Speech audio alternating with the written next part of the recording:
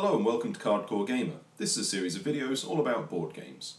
This is part 5 in my exploration of Sid Meier's Civilization the board game, designed by Kevin Wilson and produced by Fantasy Flight Games. This time we're looking at culture and economics.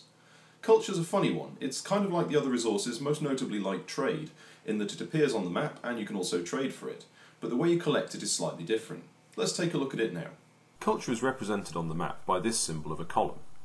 You gain culture by taking a city action during the city management phase and devoting that city to the arts. When you do this, the city generates one culture token and you get an additional token for every culture icon that's in the outskirts. Remember, this does include any squares occupied by scouts that you decide to send home to that city, as I've explained before. As with any other resource, you can create buildings that will increase the amount of culture for your cities. Another thing to be constructed are wonders. Well, not necessarily. There are two kinds of wonders. Natural wonders that exist on the map already, representing areas of outstanding natural beauty, and man-made wonders, wonders that you have to construct like any other building. Wonders tend to have a very high production cost. You can usually make it cheaper if you have the technology that relates to the card for the wonder. Initially you have 4 ancient wonders: Stonehenge, the Oracle, the Colossus, and the Hanging Gardens. Whenever a wonder is built, another one is drawn from the top of the pile and the corresponding token put next to it. The idea being is, although it will be slightly random as to what you're offered each time, as the game goes on, the wonders will get progressively modern. You may start building Stonehenge and finish up building the United Nations. Like limited buildings, wonders are allowed at the rate of 1 per city.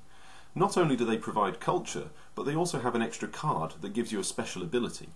It is possible to find some technologies that can obsolete a wonder, for example the gunpowder card. Once a wonder is obsoleted, it's removed from the game and cannot be rebuilt or used by any other player.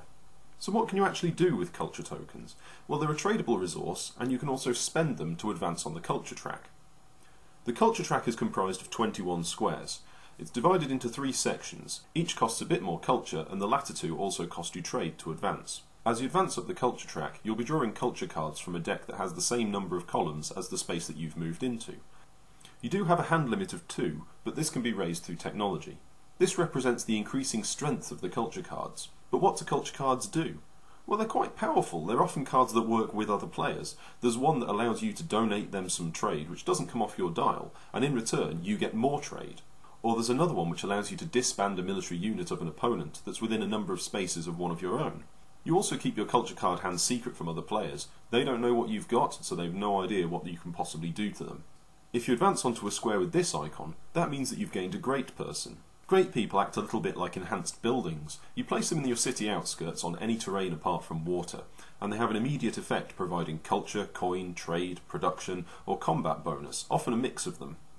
The interesting thing is that if you want to use the space that's occupied by a great person, you can remove them and place a building or wonder there, but they are not lost. You return them to your play sheet, and if you want to put them back into play in the outskirts of another city, or even in the outskirts of that same city if you have room, you may do so at the following start of turn or any subsequent start of turn phase. If you advance the 21st space on the culture track, then you reach a cultural victory. Your civilization has reached its cultural peak, and you have won the game. Now let's look at economics. As I've said previously, once you have 15 coins, you've won the game. But how do you get coins? Well, coins are a strange one. They're basically littered throughout the game. You'll find them on the map, you'll find them on technology cards, you'll find them on government cards, on great persons. They're basically everywhere. Each time this happens, you will get 1 coin and 1 coin only. You don't get them per turn like any other resource. When a coin is collected, you record it on your dial. Once the dial's up to 15, you've won the game. It's really that simple. Coins cannot be traded away, and they can't really be spent.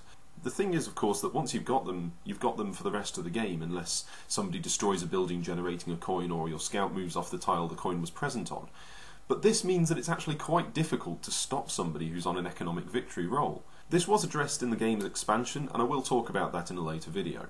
Coins also have a special ability that relates directly to research, so I'm going to cover that in the following video. So there we have culture and economics. As you can see, culture is deceptively powerful. It's easy to ignore, but I've done very well using it defensively against military players. Next time we're going to be looking at technology and the technology tree. Hope to see you then. Thanks for watching.